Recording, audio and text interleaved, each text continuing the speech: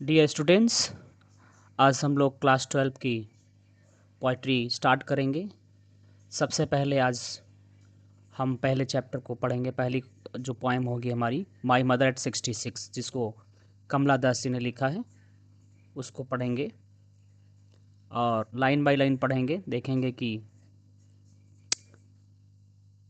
इसमें थीम क्या है कविता की और किस विषय पर लिखी गई है और क्या कुछ उसमें कवि ने कहा है। ठीक है। शीर्षक कविता का क्या है? माई मदर एट 66, मेरी माँ 66 वर्ष की। 66 वर्ष की मेरी माँ, ये कविता का शीर्षक है। इसको लिखने वाली हैं कवित्री कमला दास। Clear?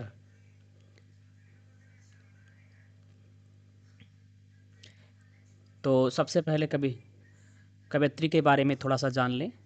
Kamala Das was born in 1934। इनका जन्म 1934 में हुआ था and she died in 2009। was one of India's most prominent post-independence poets. Right. ये जो है पोस्ट इंडिपेंडेंस पोइट्स में से कविताओं में से जो है एक हैं और India's most prominent post independent poets writing in English. ठीक है, पोइट्स राइटिंग इन इंग्लिश जो स्वतंत्रता के बाद भारत में लिखने वाले कवियों में से वह एक हैं जो कि इंग्लिश में लिखती थी। ठीक है, मतलब भारत के जो जाने माने इंग्लिश कवि रहे हैं उनमें से इनका नाम प्रमुख आता है। हर works explore themes of identity. अक्सर उनकी जो रचनाएं हैं उनमें क्या दर्शाया गया है? आइडेंटिटी की बात की गई है। मतलब कहीं ना कहीं कवित्री स्ट्रगल करती हुई महसूस होती है, दिखाई पड़ती है आइडेंटिटी के लिए। मतलब अपनी पहचान के बारे में संघर्ष करती है, पहचान के लिए संघर्ष करती हुई दिखाई देती है। उसे कहीं न कहीं लगता है कि उसका अपनी कोई पहचान, निजी कोई पहचान नहीं है समाज में। राइट। वुमेनहुड, है ना, नारीत्व के लिए, मतलब एक प्रकार से फेमिनिस्ट बेड़ा उठाती है वो, है ना। नारी वाद को जो है प्रशस्त करने के लिए वो लड़ती हुई, जूझती हुई नज़र आती हैं अपनी कविताओं में। लोनलीनेस आप इनकी कविता की जो है प्रमुख जो है थीम रहती है। हर एक कविता में आप इनको लोनलीनेस पाएंगे। लोनलीनेस मतलब अकेलापन महसूस करता हुआ। यद्यपि इनकी शादी हुई है, बच्चे भी हैं, सब कुछ होने के बावजूद भी कवित्री क्या करती है? लोनलीनेस महसूस करती है, अकेलापन महसूस करती है। वह अपने लाइफ पार्टनर से कहीं ना कहीं सेटिस्फाइड नहीं दिखाई देती हैं। कई प्रकार से वैचारिक रूप से खास करके बात की जाती है। यहाँ पर इमोशनल कॉन्फ्लिक्ट देखने को आप पाएंगे, है ना। भावनात्मक द्वंद्व इनकी कविताओं में आप देखेंगे। तो इस प्रकार से दिस पोएम रिफ्लेक्ट्स, जो ये कविता है वो क्या दर्शाती है? Her sensitive portrayal of personal experience. उन्हें उनकी व्यक्तिगत जो पर्सनल एक्सपीरियंस, जो सेंसिटिव भावनात्मक जो उनका चित्र है ना, चित्रांकन किया है किसका? व्यक्तिगत एक्सपीरियंसेस का, अपने अनुभवों का। Written in a tone of quite introspection. और ये जो इन्होंने लिखा है कविता को, कहीं ना कहीं वह बिल्कुल किस टोन में लिखी है उन्होंने? इंट्रोस्पेक्शन में। मीन्स आपको कविता को पढ़ने पर लगेगा कि वो आत्मचिंतन करते हैं, बहुत गंभीर विषय पर वो आत्मचिंतन करते हुए महसूस मतलब दिखाई पड़ रही हैं। जो कविता है, कविता की सबसे पहले हम लोग थ्योरी समझ लें, थीम समझ लें कि क्या है। समरी थोड़ा सा शॉर्ट में। दरअसल the poem narrates a car. जो कवित्री है वो शुरू करती है किसके बारे में? एक कार की, अपनी कार से जो यात्रा करती है उसका जिक्र करती है। द पोएम नरेट्स, कविता में कवित्री एक अपनी कार से की गई यात्रा के बारे में जिक्र करती है और बताती है कि journey and the poet takes with her elderly mother. कवित्री के साथ में कार में कौन है? उसकी माँ है, एल्डरली मदर हैं। टू द एयरपोर्ट, ये लोग कहाँ जा रहे हैं? एयरपोर्ट को जा रहे हैं। द मदर, उसकी जो माँ है, एज 66, उसकी एज लगभग 66 साल की हो गई है, इज़ डोजिंग। और वो क्या कर रही हैं, कार में बैठे बैठे डोजिंग कर रही हैं, मीन्स ऊँघ रही हैं। अर्थात जब आप बैठे बैठे, ठीक है, जागते जागते जम्हाई लेते हैं, ऊँघते हैं, तो उसको डोजिंग कहते हैं। तो वो वहाँ पर डोजिंग कर रही हैं विद हर माउथ ओपन। और उस समय जब वो डोजिंग कर रहे हैं, ठीक है, तो कहीं न कहीं उनका मुँह जो है वृद्धावस्था की वजह से क्या है, खुला का खुला रह जाता है। मीन्स उन्हें कॉन्शियस नहीं है माताजी को कि वो अभी क्या हैं, कहाँ पर हैं, क्या कर रही हैं, राइट। बस वो कार में बैठी हैं और चलते चलते वो उनको नींद सी जम्हाई ले रही हैं, उनका मुंह खुला का खुला रह गया है। हर फेस पेल, उनके चेहरे पर जब कवित्री ने निगाह डाला तो चेहरे की जो रंगत थी वो कैसी थी, वो पेल हो गई थी। पेल मतलब येलो, राइट, उसमें पीलापन था। एसन लाइक, यदि कवियत्री उसकी तुलना किससे करती है, राख से करती है, मीन्स एसन लाइक हो गई थी, मतलब बहुत डल थी। उसका उसका जो चेहरा था वो कैसा था, नीरस था, डल था। दैट ऑफ अ कॉप्स, ये उसकी तुलना कवित्री किससे करती है, उसके अपने माँ के चेहरे को की तुलना किससे करती है, कॉप्स से, मतलब डेड बॉडी से करती है। जिस प्रकार से डेड बॉडी का जो रंग है वो फेड हो जाता है, उसका उसमें पीलापन आ जाता है, राइट। तो उसी तरीके से चूँकि एज उनकी काफ़ी हो चुकी है, वो 66 साल की हो चुकी हैं, जिसकी वजह से जो है उनका चेहरा डेड लाइक दिखाई दे रहा है, राइट। तो दिस साइट, जब कवित्री ने ये देखा अपने माँ के बारे में, ठीक है, कि दिस साइट मतलब यह दृश्य पेनफुली रिमाइंड्स, जब कवित्री ने देखा तो उनको दर्द से मतलब भर जाती हैं, वो दुखी हो जाती, निराश हो जाती हैं, और उन्हें याद आ जाता है, रिमाइंड्स, उन्हें याद आता है the point of her mother's frailty, है ना। The poet reminds, the poet मतलब उसकी माँ का जो वो चेहरा था, डेट लाइक येलो चेहरा, जो कि एक सिम्टम है किसका, वृद्धावस्था का, वो कवित्री को याद दिलाता है the poet of her mother's, कि उसकी जो माँ है, फ्रैलिटी, है ना, वो क्षण भंगुर and the inevitable reality of ageing. बात समझ रहे हैं, उसे तब उस समय एहसास होता है कि उसकी माँ वो परमानेंट नहीं है, फ्रैलिटी मतलब वो वो कहीं न कहीं आज न तो कहीं कल, है ना, उनका क्या है, जाना तय है यहाँ पर। तो इस प्रकार से जब ऐसा देख कर के वो सोचने लगती है, चिंतन करती है, इंट्रोस्पेक्शन करती है, तो बड़ा दुखी होती है।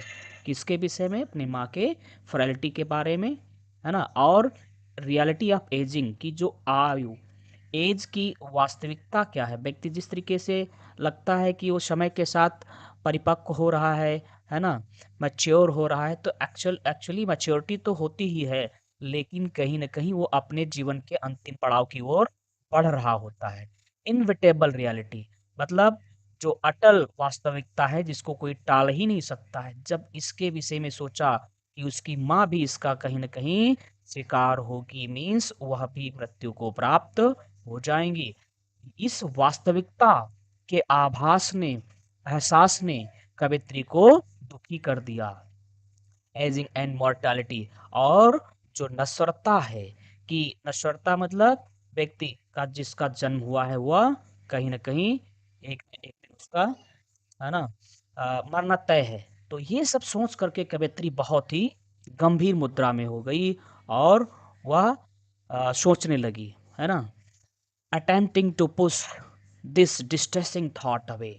जब कवित्री ने ऐसे सोचा तो बहुत ही मतलब निराश हुई, दुखी हुई, और अब उसको बर्दाश्त नहीं हो रहा था उसके बारे में सोच सोच करके, कि माँ उसकी एक दिन उससे अलग हो जाएगी, और ये वास्तविकता है, इसको कोई नहीं टाल सकता, कोई दुनिया की तबाह नहीं है जो इस वास्तविकता को टाल सके, राइट। तो जब उसने ऐसा सोचा तो घबरा सी गई। तो अब उस विचार से परेशान होकर के, जिस तरीके से आप एक बुरा सपना देखते हैं और बुरे सपने में आप परेशान होते हैं, और कहीं न कहीं आपकी कोशिश उसमें बस नहीं चलती है, उसी प्रकार से कवित्री यहाँ पर अंदर ही अंदर बेवल हो जाती है, ठीक है। तो attempting to push this distressing thought, उसने प्रयास किया टू पुश, हटाने का, दिस डिस्ट्रेसिंग, निराश कर देने वाला थॉट, विचार वे, मतलब ये विचार जो उसे परेशान कर रहा था, निराश कर रहा था, उसको दूर करने के का उसने प्रयास किया। The point looks at the young trees, और उसके लिए उसने किया क्या, मतलब उस विचार से मुक्ति पाने के लिए, क्योंकि वो सोचते सोचते उस समय परेशान हो गई थी। अब जिस प्रकार से कहीं ना कहीं आप जब दुखी होते हैं तो आप कोई ना कोई मूड आप चेंज के लिए किसी दूसरे काम में आप लग जाते हैं ताकि आपका मूड आप चेंज हो जाए। ठीक है, इसी तरीके से कवित्री अब जब यहाँ पर परेशान दिखती है, होती है अपने माँ के बारे में, के सेपरेशन के बारे में सोच करके कि उसको एक दिन उससे अलग होना पड़ेगा, तो परेशान होती है। और उस परेशानी से अपने आप को दूर करने के लिए, हटाने के लिए, कुछ समय के लिए उसने अब क्या किया, अब बाहर देखा, राइट, यंग ट्रीज। तो जब बाहर उसने कार से नजर डाली तो देखा यंग ट्रीज, जो छोटे छोटे पेड़ हैं, sprinting and merry merry children.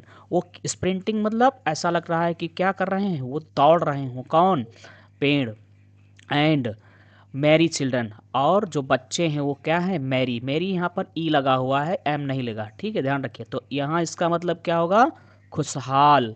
ठीक है, तो बाहर का जब दृश्य देखा तो कवयित्री ने देखा कि जो बच्चे हैं वो जॉली मूड में हैं, वो बहुत ही प्रसन्न हैं, खुश हैं, उमंग से भरे हैं, उत्साह से भरे हैं, है ना, और कहीं न कहीं वो जीवन के अभी शुरुआती दिनों में हैं, पड़ाव में हैं, तो वह उम्मीद से भी भरे हुए हैं।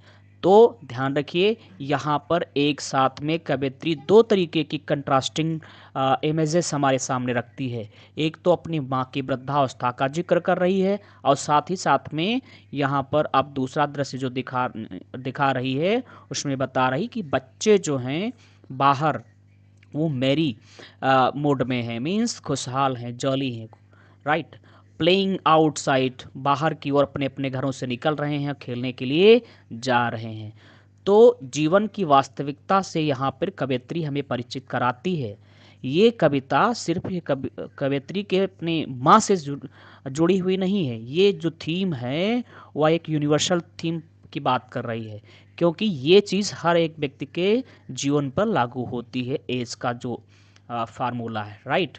तो यहाँ पर उसी का जिक्र कर रही है कवित्री, और फिर देख रही है कि उसकी माँ जो है एज की वजह से आज क्या है, वह अपने अंतिम दिनों के में है, राइट, और वह उनका शरीर अब बिल्कुल आ, शक्तिहीन हो चुका है, कांतिहीन हो चुका है, उनके चेहरे की रंगत चली जा चुकी है, वो ऊर्जा, वो उमंग जो उनके जवानी के दिनों में, युवावस्था के दिनों का था, वो आज नहीं दिखाई दे रहा है। ठीक है, वो सब जा चुका है।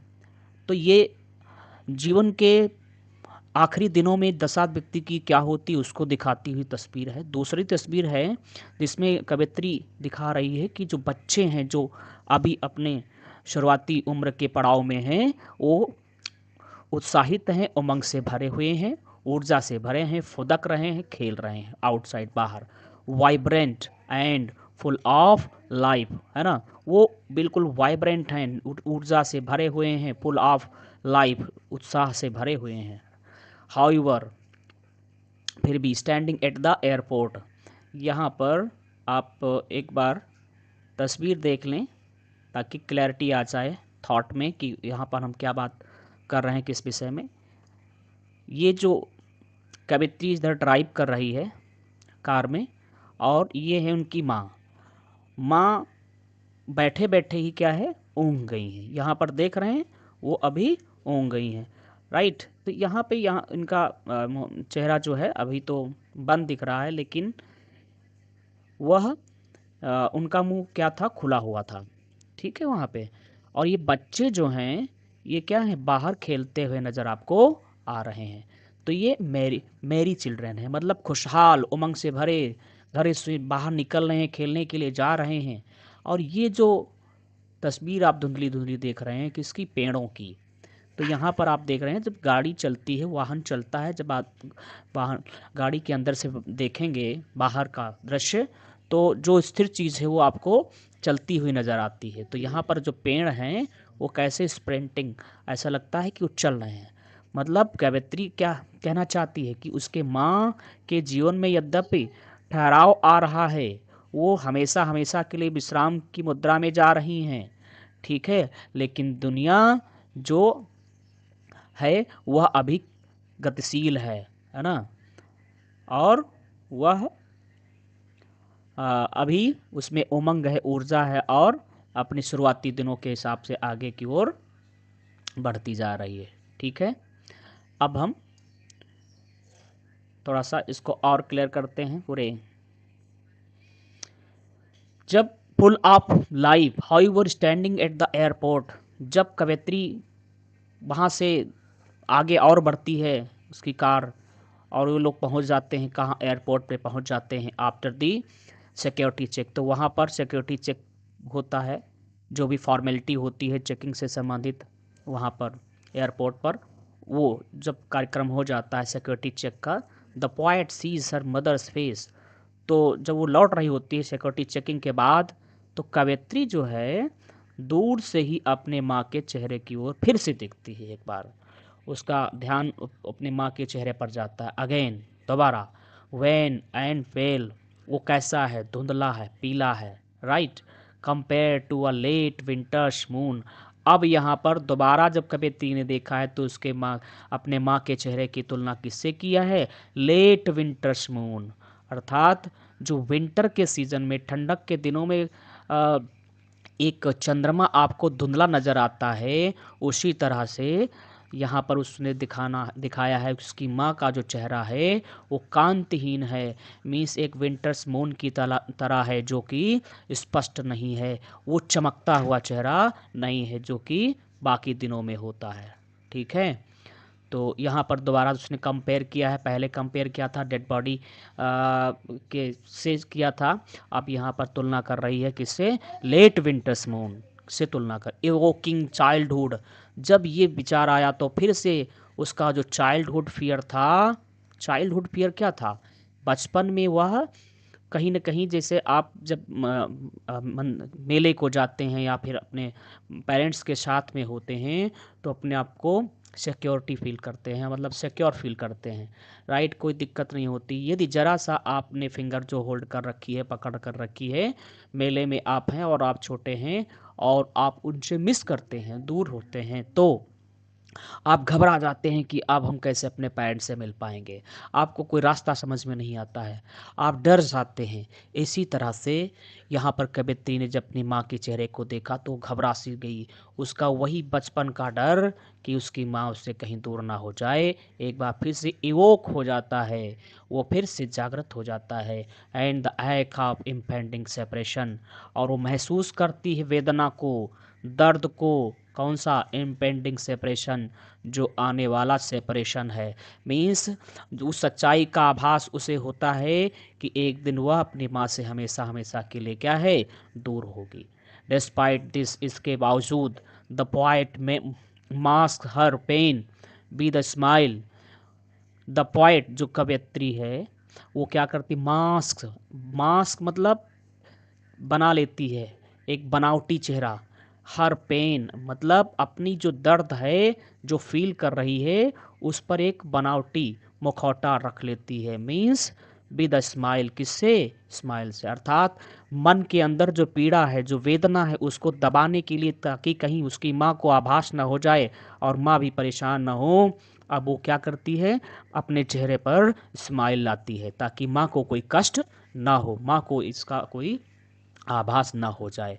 वो अपने चेहरे पर एक बनावटी मास्क पहनती है, किसका, मुस्कान का, स्माइल का, एंड होपफुल पार्टिंग, और वह कहीं न कहीं वहाँ पर अब अलविदा करती हैं और जताती हैं कि हम ज़रूर मिलेंगे दोबारा, होप दिखाती हैं, आशा दिखाती हैं अपने शब्दों के माध्यम से, क्या कहती है, सी यू सून अम्मा। और कवयित्री के ये लास्ट के वर्ड हैं जब वो डिपार्ट हो रही है अपने माँ से, कहना चाहती है कि हाँ अब हम फिर, सी यू सून अम्मा, हम फिर से मिलेंगे अम्मा, राइट। तो यहाँ पर यद्यपि कवित्री के मन में पीड़ा है, दर्द है, लेकिन वहाँ पर उसने क्या किया, उसको छिपाने का काम किया है। अब हम इसमें जो थीम्स हैं उस पर चर्चा कर लें मोटे तौर पे कि कविता की मेन थीम क्या है, पेन ऑफ एजिंग। जो एजिंग का अर्थात युवा जो एज का, जैसे आयु का बढ़ने की जो दर्द होती है उसका दर्द महसूस कराया गया है, दिखाया गया है। मॉर्टालिटी दिखाई गई है कि कोई व्यक्ति धरती पर आया है तो वह क्या है, अ, हमेशा के लिए नहीं है, परमानेंट नहीं है, वो नश्वर है, मॉर्टालिटी का शिकार है, आज नहीं तो कल उसको कहीं ना कहीं जाना ही पड़ेगा। तो ये थीम इस कविता की है, right. The poem explores the sorrow connected with a seeing a loved one. कविता क्या दिखाती है? द पोएम एक्सप्लोर्स सारो, उस दर्द को दिखाती है जो जुड़ा हुआ होता है, कनेक्टेड होता है किससे?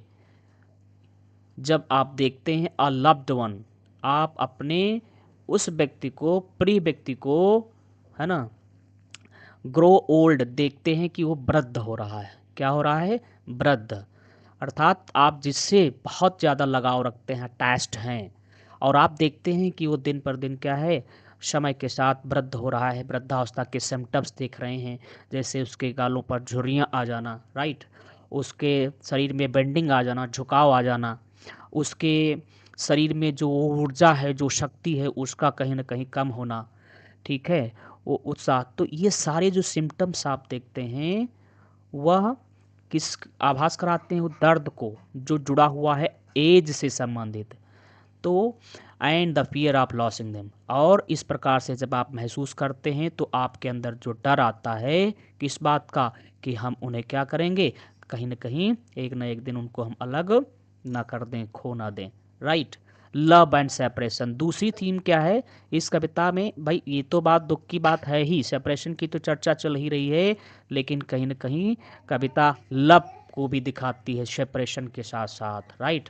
तो दोनों का यहाँ पर, जैसे it captures the strong emotional bond, ये कविता कैप्चर करती है, right, the strong emotional bond, जो बहुत ही मजबूत बॉन्ड है, emotional bond between mother and daughter, जो एक माँ और उसकी पुत्री के बीच में जो बॉन्ड होती है, जो समझ होती है, जो लगाव और अटैचमेंट होता है, शायद वो एक बेटे में वो अटैचमेंट ना बन सके जो एक माँ और उसकी बेटी में अटैचमेंट होता है, उस बॉन्ड की बात की जा रही है, ठीक है। तो इसमें it captures the strong emotional bond, ये कविता उस इमोशनल बॉन्ड को दिखाती है जो एक माँ और उसकी बेटी में होती, between mother and daughter, right.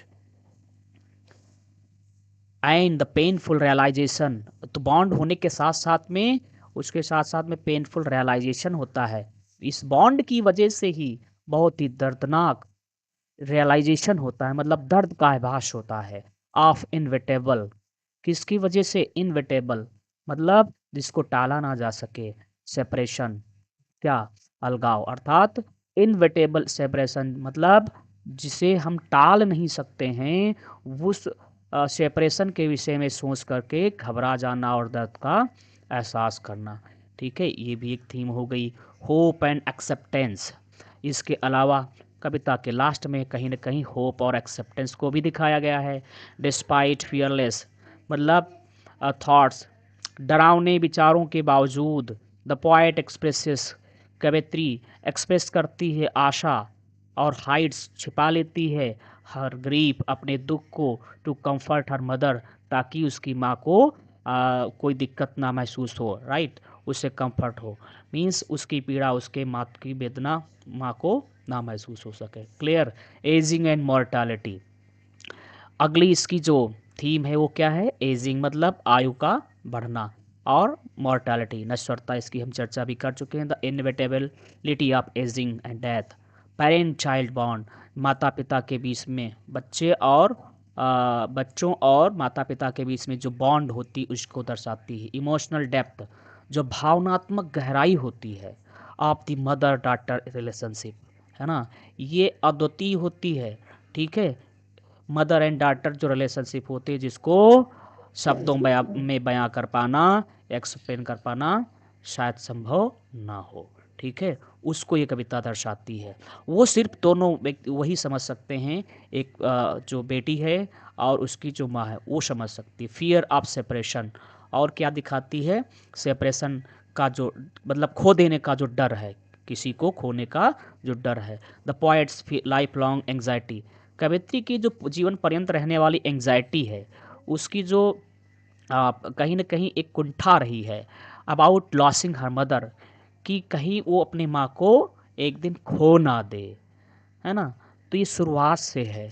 Means क्यों इतना है? क्योंकि उसको उतना ही प्रेम और लगाव अपनी माँ से है, और जितना लगाव है उतना ही उसको डर है, वेदना है, जो जीवन पर्यंत उसके बना रहता है। Contrast between youth and old age, कविता में हमको दो पहलुओं पर मतलब जीवन के दो पहलुओं को दिखाया गया है, एक यूथ एज और old age. Images of vitality, है ना, शक्ति की जो इमेजेस दिखाई गई हैं इसमें। ट्रीज एंड चिल्ड्रन, मतलब जो शक्ति की इमेजेस वो हैं, वो कौन है? ट्रीज है, पेड़ हैं और बच्चे। ये किसको दर्शाते हैं? ऊर्जा और शक्ति का, आशा आशा और उम्मीद को दर्शाते हैं। कंट्रास्ट विथ फ्रेजिलिटी, और दूसरी तरफ जो इसका कंट्रास्ट दिखाया गया है, विरोधाभास दिखाया गया है, किससे? माँ की फ्रेजिलिटी से, कि माँ की नश्वरता से। ठीक है, एक्सेप्टेंस एंड लव। और भी हमें कौन सी इसमें थीम देखने को मिलती है कविता में? एक्सेप्टेंस देखते हैं, स्वीकृति देखते हैं, अर्थात कहीं न कहीं आपको कवित्री क्या करती है, लास्ट में उसको एक्सेप्ट करती है कि हाँ, हमें इस सच्चाई का सामना हमें करना ही पड़ेगा। तो आखिरकार उसको सच्चाई को स्वीकार करते हुए चेहरे पर उसको मुस्कान लाना पड़ता है। तो ये क्या दर्शाता है? एक्सेप्टेंस दिखाता है, और साथ ही साथ में प्रेम तो दर्शाता ही है। The quite resilience of love and despite fear and सारो, यहाँ पर प्रेम और मतलब डर के बावजूद भी जो डर बना हुआ है उसको दिखाती है। अब इस कविता के हम मेन जो हाइलाइट्स हैं उनकी बात करें, बिंदुओं की बात करें, तो शुरुआत में कविता में क्या है? The poet notices her mother's frailty during the car ride. शुरुआत में जो कविता जब शुरू होती है तो उसमें दिखाया जाता है कि कवित्री और उसकी माँ जा रही हैं कहाँ पर? कोचीन एयरपोर्ट को जा रही हैं, कार में बैठे हुए हैं। तो कार में बैठे बैठे कवित्री की नज़र उसकी माँ पर पड़ती है, तो माँ के शरीर को देख करके उनकी वृद्धावस्था की के बारे में सोचने लगती है, तो घबरा जाती है। तो उस फ्रैलिटी के बारे में, नश्वरता के बारे में सोचने लगती है। शुरुआत कविता की यहाँ से होती है।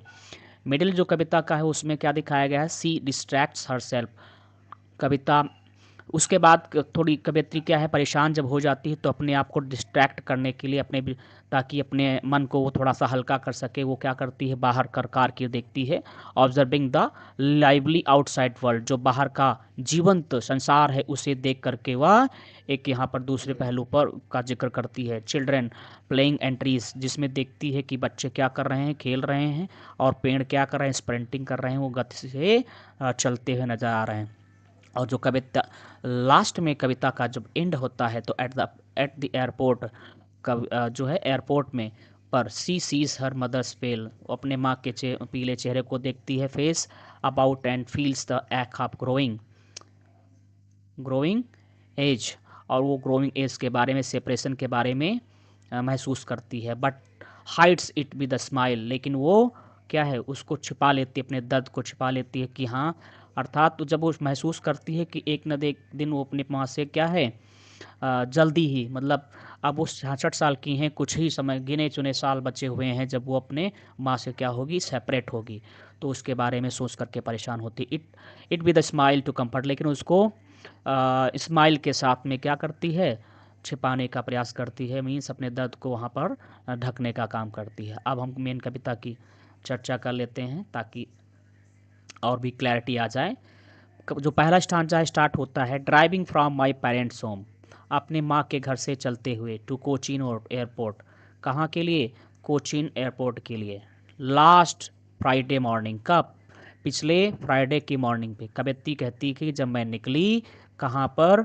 ड्राइव करते हुए, कहाँ? फ्रॉम माई पेरेंट्स होम, मतलब अपने माता पिता के घर से मैं अब अपने, है ना, जो कर्म भूमि है वहाँ के लिए वह जब निकली। होम टू कोचीन, कोचीन कहाँ के लिए? कोचीन एयरपोर्ट के लिए जा रही थी कार में बैठकर। लास्ट फ्राइडे मॉर्निंग, ये बात कब की है? पिछले फ्राइडे के फ्राइडे की सुबह की है।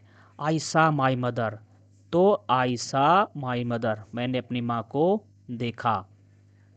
मैंने अपनी माँ को देखा। आई सा माई मदर, अपनी माँ को देखा। बिसाइड मी, जो कि ठीक मेरे पास में बैठी थी। डॉज, वो क्या कर रही थी? ऊँघ रही थी, डॉज कर रही थी। ओपन माउथ, उनका चेहरा क्या था? उनका मुंह खुला हुआ था। हर फेस, उनका जो चेहरा था, एसन लाइक, बिल्कुल डल था, एस की तरह था, राख की तरह था, धुंधला था। दैट ऑफ अ कॉप्स, मानो कि वो इतना डल था, इतना जो है कलर लेस था, फेड था, कि जिस तरह से डेड बॉडी का चेहरा हो जाता, ऐसा चेहरा हमने जब मैंने तब देखा अपनी माँ का। The poet is on her way to Cochin, कवित्री कहाँ जा रही है इस समय? वह कोचीन एयरपोर्ट को जा रही। कहाँ जा रही है? कोचीन एयरपोर्ट को जा रही है, right. Travelling from her parents home, अपने माता पिता के घर से जाते हुए, ये एक्सप्लेनेशन है, हमने बात कर ली है। The poet is on her way to Cochin airport, जो कवित्री है अपने घर कोचीन एयरपोर्ट के लिए जा रही है ना, अपने माता पिता। The poet is on her way, अपने रास्ते के लिए, अर्थात जहाँ उसको जाना है वहाँ जा रही है। कहाँ जाना है उसको? अभी फ़िलहाल कोचीन एयरपोर्ट जाना है, जहाँ से उसको फ़्लाइट लेनी है। Travelling from her parents home, कहाँ से निकली है? अपने माता पिता के घर से। Her mother is sitting beside her, उसकी माँ उसके पास ही बैठी हैं। डॉजिंग, वो ऊँघ रही हैं। विधर माउथ ओपन, और उनका चेहरा क्या है? खुला हुआ है। A natural image of fatigue, जाहिर सी बात है, क्योंकि वो एज जितनी हो चुकी उस हिसाब से उनके चेहरे पर फटीग दिखाई देता है, थकान दिखाई देती है। एंड ओल्ड एज, और वृद्धावस्था भी के संकेत पूरी तरह से नज़र आ रहे हैं। ठीक है। The word ashen, pale grey and the smile, यहाँ पे जो शब्द यूज़ किए गए हैं एसन, एसन का मतलब पेल ग्रे, ठीक है, क्या? येलो और grey colour. And the smile like that of corpse, यहाँ पर उनकी जो सिमिली है। मीन्स यहाँ पे कौन सा अलंकार यूज़ किया गया है? सिमिली अलंकार, मतलब उपमा अलंकार प्रयोग किया, क्योंकि यहाँ पे क्या है? लाइक वर्ड यूज़ किया गया है, तुलना करते हुए। किसकी तुलना? दैट ऑफ कॉप्स, मतलब उनके शरीर, उनके चेहरे की तुलना एक जो है डेड बॉडी के से की गई है, और इसमें लाइक वर्ड भी यूज़ किया गया है। तो कौन सा अलंकार यूज़ किया गया है? शिमिली। इंडिकेट्स डिकेइंग विटालिटी, और ये क्या दर्शाता है? समाप्त होती हुई, नष्ट होती हुई क्या? विटालिटी मीन्स ऊर्जा, ठीक है, शक्ति। And evoke a sense of death and loss, यहाँ पर मृत्यु और जो है लॉस या हानि का भाव उत्पन्न करती है। Right. Seeing her mother in the fragile state, अपने माँ की फ्रेजाइल स्टेट को देख करके fills the poet with pain and fear, कवित्री क्या है? पीड़ा और डर से सहम जाती है। सी रियलाइजेस, वो महसूस करने लगती है। हर मदर्स एडवांसिंग एज, किसके बारे में? अपने माँ के एडवांसिंग एज के बारे में, आते हुए बढ़ती हुई एज की विषय में सोचने लगती है। दूसरे स्टांजा की हम बात करें, एंड रियलाइज्ड विद पेन, तब उसने महसूस किया, that she was as old as she looked but soon, महसूस तो कर रही है, क्या कर रही है? वो कह रही है सी वाज एज ओल्ड, वो बिल्कुल उतना बूढ़ी हो चुकी हैं। सी लुक्ड, जितना वो दिखाई दे रही हैं, अर्थात यदि उनके शरीर में झुकाव आ गया है, शरीर की रंगत जा चुकी है ना, वो बैठे बैठे ही सोने लगी हैं, ऊँघने लगी हैं, तो ये सारे संकेत वृद्धावस्था के हैं। तो कहीं न कहीं देखा जाए तो जितनी एज हो चुकी है, तो एज के अनुसार ही ये सारे संकेत वृद्धावस्था के या सिम्टम्स हमें दिखाई पड़ रहे हैं। तो वो उतनी ही बूढ़ी हैं, अर्थात वो जितने साल की हैं, तो उतने साल का ही उनके शरीर पर लक्षण दिखाई भी दे रहा है, राइट। तो लेकिन पुट दैट थॉट अवे, हमने क्या किया? ये विचार सोचते सोचते मैं परेशान हो गई, कवित्री कह रही है।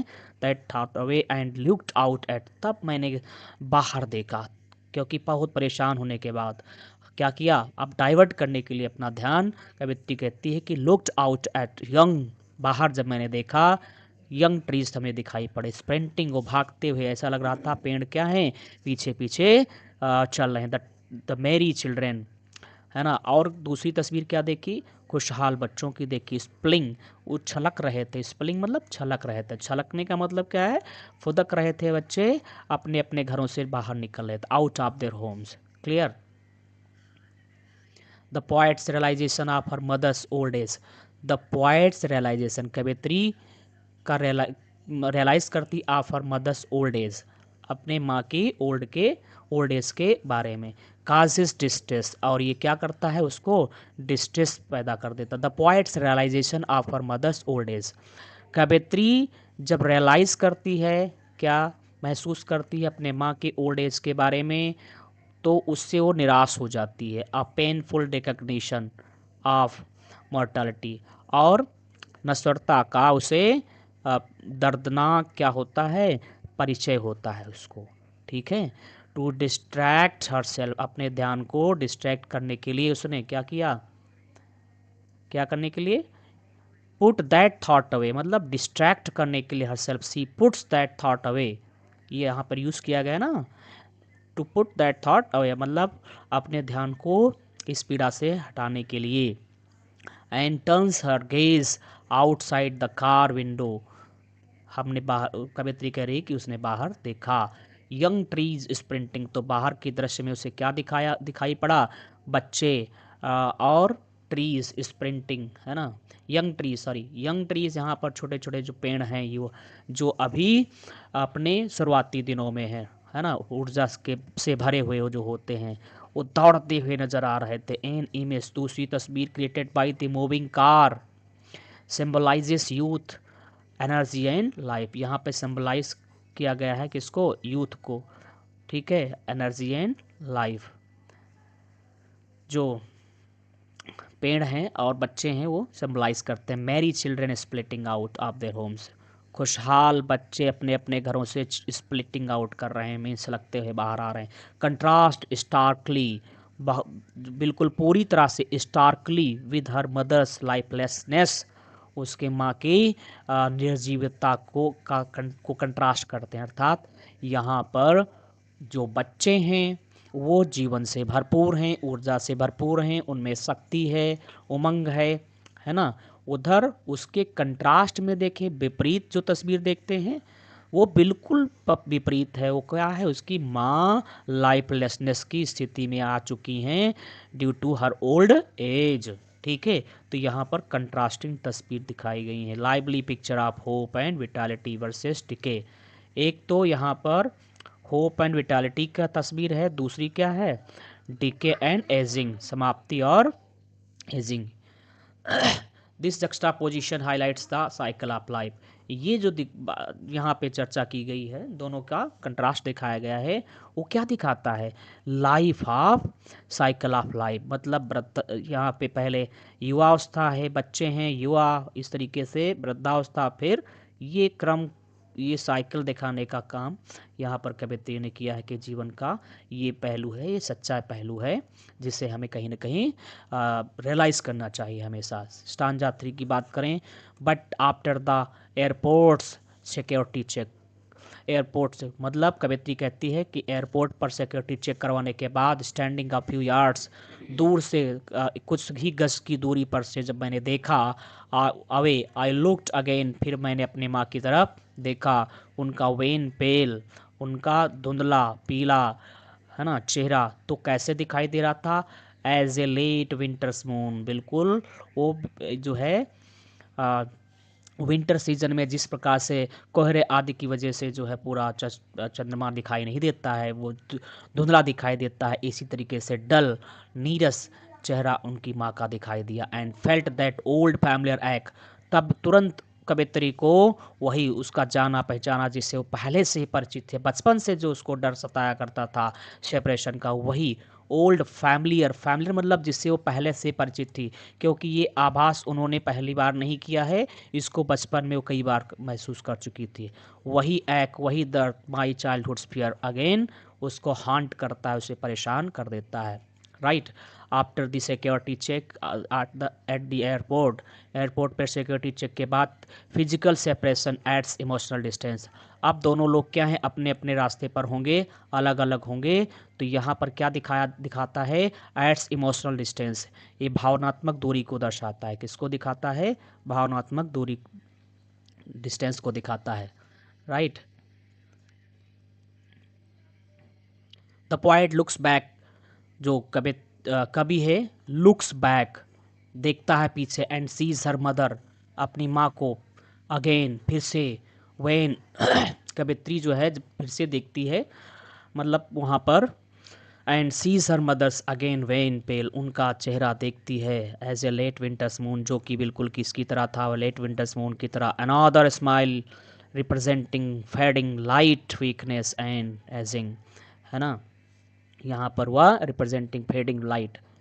तो अनदर सिमिली, एक दूसरा, सॉरी यहाँ पे क्या है, सिमिली है, स्माइल नहीं है, सिमिली है, उपमा। तो यहाँ पर एक हमको दूसरा क्या देखने को मिल रहा है, शिमली देखने को मिल रहा है। तुलना किससे की जा रही है, लेट विंटर्स से की जा रही है। इसमें वर्ड कौन सा यूज़ किया गया है इस बार, लाइक नहीं, क्या यूज़ किया गया, एज। तो जब दो असमान चीज़ों की तुलना हम किसी एक क्वालिटी के आधार पर करते हैं और उसमें लाइक या एज आदि शब्दों का प्रयोग करते हैं, तो वहाँ पर उपमा अलंकार होता है, मीन्स सिमिली होता है। द पॉइट चाइल्डहुड फियर, यहाँ पर कवि का जो चाइल्डहुड फियर है, surfaces the fear of losing her mother, वो कहीं ना कहीं किससे तुलना की गई है, लॉसिंग हर मदर से। उसका मतलब जो चाइल्डहुड फियर था वो क्या था, उसके माँ को, अपनी माँ को खोने का डर था। ये क्या है, यूनिवर्सल एंग्जाइटी है for any child facing of parents mortality. कहीं ना कहीं ये जो स्थिति है वो एक यूनिवर्सल एंग्जाइटी को बताती है कि हर एक बच्चे को ये पीड़ा, ये कुंठा कहीं ना कहीं कभी ना कभी ज़रूर परेशान करती है, जब वो अपने, जब नियर एंड डियर पेरेंट्स के विषय में खास करके जब सोचते हैं, है ना, कि वो कभी न कभी उनसे वो अलग होंगे, तो वो एक यूनिवर्सल यहाँ पे थीम को दर्शाया गया है। द टोन इज सॉफ्ट सारोफुल, जो इसकी टोन है वो सॉफ्ट है, सारोफुल है, कहीं ना कहीं पूरे कविता में आप सारोनेस देखेंगे, है ना, फुल ऑफ रेस्ट्रेंड इमोशन, है ना, कंट्रोल किए गए नियंत्रित भावनाओं को आप देखते हैं कि कवित्री अपने भावनाओं को यहाँ पर क्या कर रही है, कोशिश कर रही है उनको दबाने का। बट ऑल आई सेड, लेकिन ऑल आई सेड, जो भी मैंने कहा, वाज सी यू सून अम्मा, अर्थात कवित्री बता रही है कि लास्ट में मैंने कहा बट ऑल आई सेड, उस समय मेरे मुंह से और कुछ नहीं निकल सका, कुछ नहीं कह सकी। वाज सी यू सून अम्मा, सिर्फ मैंने क्या कहा, सी यू सून अम्मा, अब हम फिर मिलेंगे अम्मा, ये शब्द सिर्फ हमने वहाँ पर बोले। ऑल आई डिड, और इसके अलावा क्या कर सकी मैं, smile and smile and smile, उसके बाद सिर्फ और सिर्फ मैंने एक बनावटी मुस्कान चेहरे पर लाने की कोशिश करी, ताकि हमारे अंदर की पीड़ा को माताजी महसूस ना कर सकें और उसको ढक सकें, ठीक है। और एक उम्मीद भरी जो है मुस्कान के साथ हम वहाँ से क्या होते हैं, डिपार्ट करते हैं, right. Despite the inner turmoil, आंतरिक जो टर्मोइल है, जो विह्वलता है कवित्री के अंदर, द पॉइट हाइड्स, उसे कवित्री क्या करती, छिपाती है, हर इमोशंस बिहाइंड रिपीटेड स्माइल, है ना, मतलब जो रिपीटेड स्माइल यूज़ कर रही है, स्माइल पर स्माइल यूज़ कर रही है, उसको आ जेस्चर ऑफ लव, जो कि एक प्रेम का जेस्चर है, री अश्योरेंस, है ना, और एक री अश्योरेंस का, ठीक है।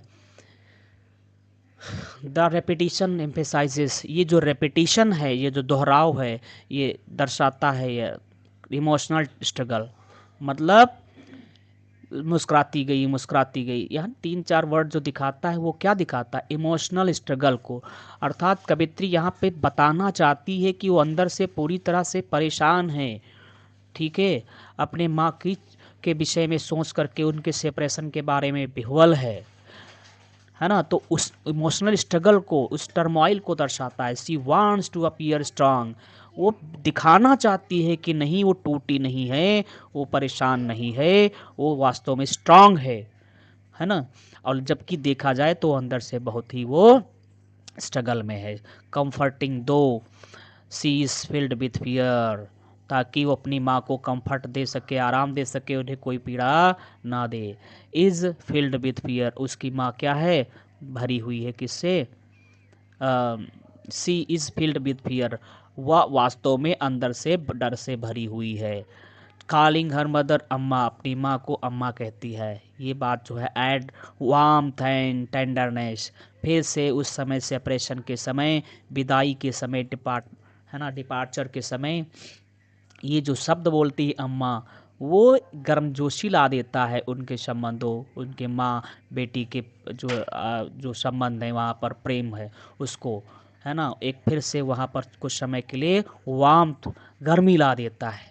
इस अंदर से जो कहीं न कहीं परेशान, दुखी बेटी है, वह अब जब अपनी माँ को अम्मा कहती है और विदा होती है, तो वह ऊर्जा की संचार हो सके दोनों में, इसलिए उसका प्रयोग करती है अम्मा शब्द का।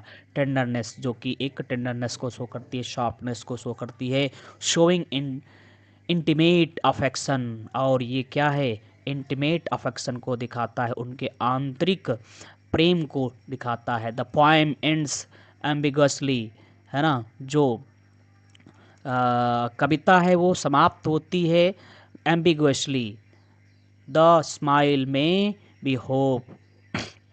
ये एम्बिगुअसली क्यों है, कहीं ना कहीं ये दो अर्थ में समाप्त होती है, क्योंकि स्माइल जो है मे बी होपफुल और होपलेस ये जो स्माइल है होपफुल भी हो सकती है, होपलेस भी हो सकती है, but the love and pain remain intertwined, लेकिन जो प्रेम और पीड़ा है वो कहीं ना कहीं इंटरट्वेंड है, एक दूसरे से क्या हैं,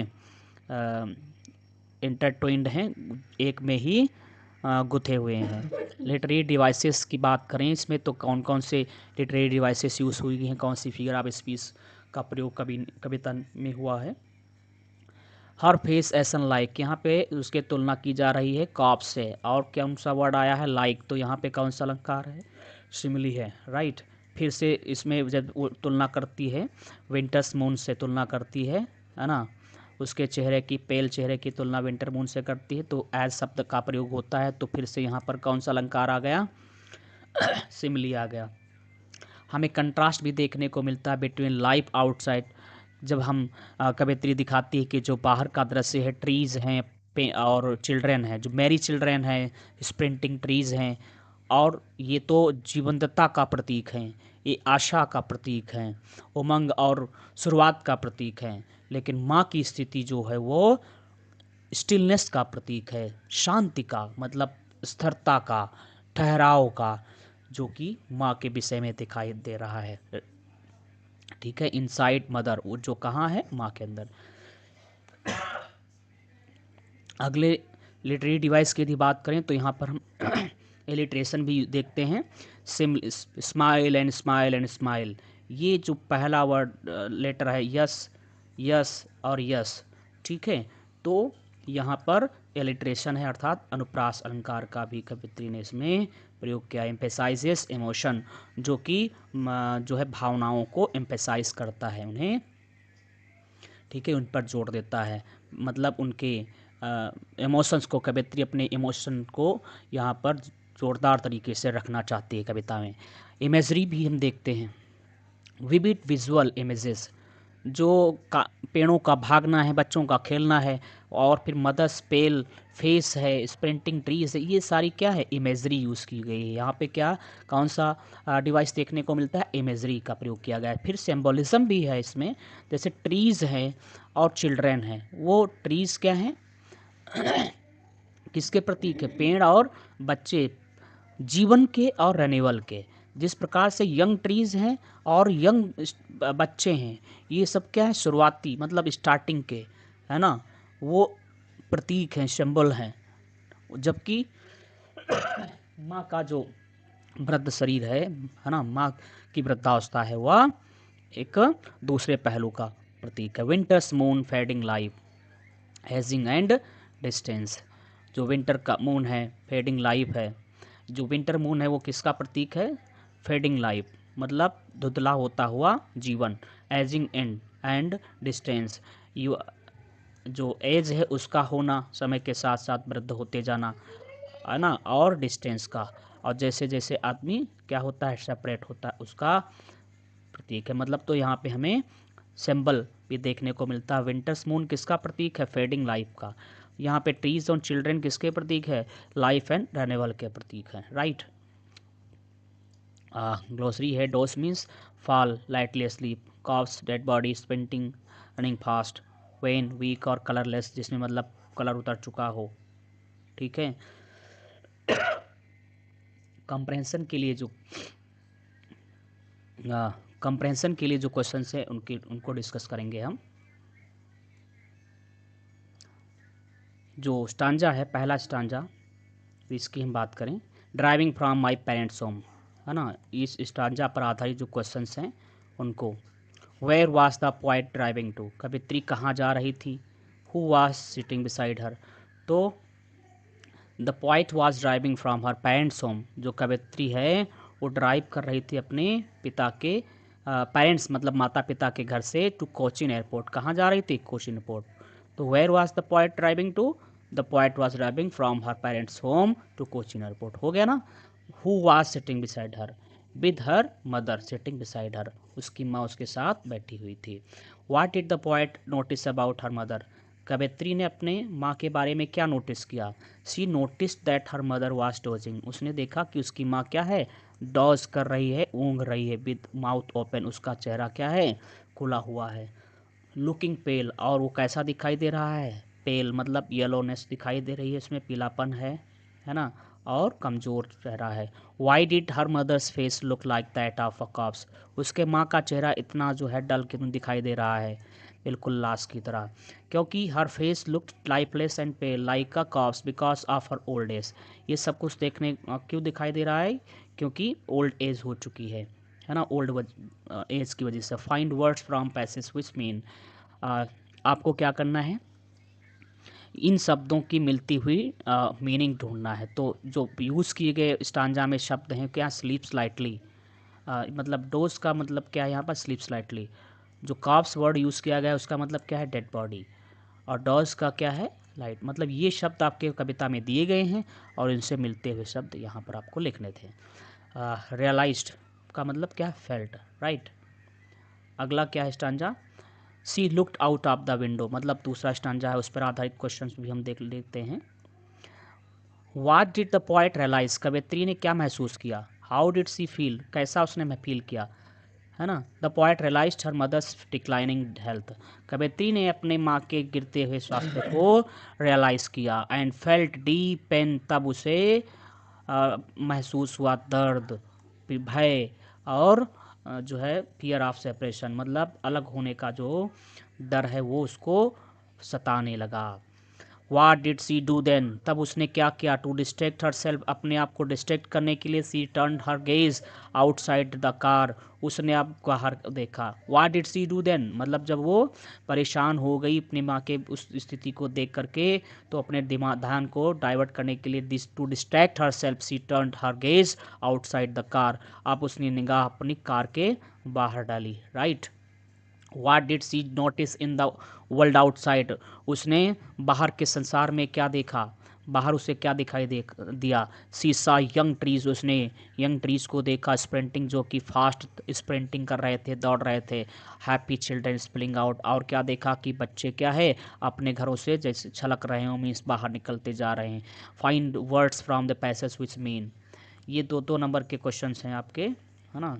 जितना हो सके उतने शॉर्ट लिखने की कोशिश करें। Find words from the passage which mean, right. यहाँ पे स्प्रिंटिंग वर्ड यूज़ किया गया है, इसका मतलब क्या होगा? Running fast. मैरी का मतलब क्या होगा? हैप्पी। स्प्लिंग का मतलब क्या होगा? मूविंग आउट, मतलब बाहर निकलना। जैसे आप बाल्टी में पानी ले जा रहे हैं, वो क्या है? बाहर निकल जाए, छलक जाए। अब हम बात करेंगे सेंट्रल आइडिया की। किसकी? सेंट्रल आइडिया की।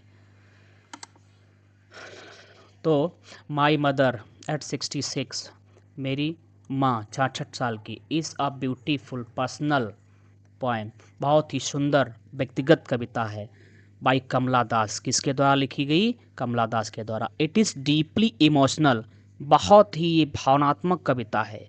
एंड ऑटोबायोग्राफिकल, यह ऑटोबायोग्राफिकल है, मतलब कवि ने अपने ही जीवन से संबंधित विषय वस्तु पर लिखा है, इसलिए ऑटोबायोग्राफिकल है, आत्मकथात्मक है। It reflects themes of love, ये जो कविता है किसको दर्शाती है? थीम प्रेम की और एजिंग की, मतलब युवावस्था के बारे में ये कविता लिखी गई। And the fear of separation, और जो सेपरेशन का, दूर होने का, अलग होने का डर है ना, उसको दिखाती है। बिटवीन अ डॉटर, किसके बीच में? जो पुत्री है, एंड हर मदर, और उसकी माँ। It expresses deep emotional pain, ये बहुत ही गहरे इमोशनल पेन को दर्शाती है। And fear of losing her ageing mother, और क्या करती है? अपने माँ के ageing, fear of losing her ageing mother, उसकी जो एजिंग मदर है, मतलब जिसकी एज क्या है, बढ़ती जा रही है ना, उसके बारे में, उसको खोने का डर है कवित्री को। लॉसिंग एंड फियर मतलब डर, ऑफ लॉसिंग खो देने का, ऑफ हर एजिंग मदर, अपनी एजिंग मदर है उसकी, उसको। थ्रू विविड, किसके माध्यम से? विविड, बहुत ही स्पष्ट, थ्रू विविड इमेजरी के माध्यम से, एंड टेंडर इमोशंस के माध्यम से, है ना, और जो नाजुक भावनाएं हैं। सी कंट्रास्ट लाइफ्स वाइब्रेंसी विद, वो कंट्रास्ट करती है, वहाँ पर विरोधाभास देखती है जीवन के वाइब्रेंसी में, विद द अप्रोचिंग डिके, है ना, किसके साथ में? अप्रोचिंग मतलब आते हुए, डीके की, डीके को देख करके, ओ ऑफ ओल्ड एज, है ना, जो ओल्ड एज है, मतलब ओल्ड एज आ रही है, और कवित्री देखती है कि जीवन में किस प्रकार से, देखो दो पहलू देखने को मिलते हैं। एक क्या है? शुरुआती दिनों, जहाँ पर उमंग, उत्साह और शुरुआत होती है, ऊर्जा होती है ना, और फिर क्या है? अपने जब माँ के विषय में सोचती है तो परेशान होती है। अप्रोचिंग डिके मतलब ओल्ड एज की वजह से सब उनके जीवन की लीला समाप्त होगी। हर हर रिपीटेड स्माइल हाइड सारो, उसका जो स्माइल है, रिपीटेड स्माइल मतलब मुस्कुरान पे मुस्कान वो करती जा रही है, स्माइल करती जा रही है, स्माइल करती जा रही है, उतना ही अंदर से वो पीड़ा को महसूस कर रही है। राइट, रिवीलिंग लव्स एंड्योरेंस, यहाँ पर कहीं न कहीं प्रेम की जो सहन शक्ति है उसको भी दिखाया गया है। In the face of inevitable separation and mortality, के सम्मुख, किसके सम्मुख? जो है ना, अमिट सेपरेशन है, एंड मॉर्टलिटी, और नश्वरता है, वहाँ पर प्रेम का जो की सहन शक्ति है उसको भी कविता दिखाती है। उम्मीद करता हूँ कि हर एक पहलू पर हमने कविता के बारे में अच्छी तरह से समझ लिया है। हमने पूरी कविता को वर्ड टू वर्ड पढ़ लिया है, हमने कविता की थीम को पढ़ लिया है, हमने कविता की सेंट्रल आइडिया को भी पढ़ लिया है। तो कुल मिलाकर के, है ना, कविता यहाँ पर समाप्त होती है। मिलते हैं नेक्स्ट कविता के साथ में, जो कि होगी कीपिंग क्वाइट। ठीक है।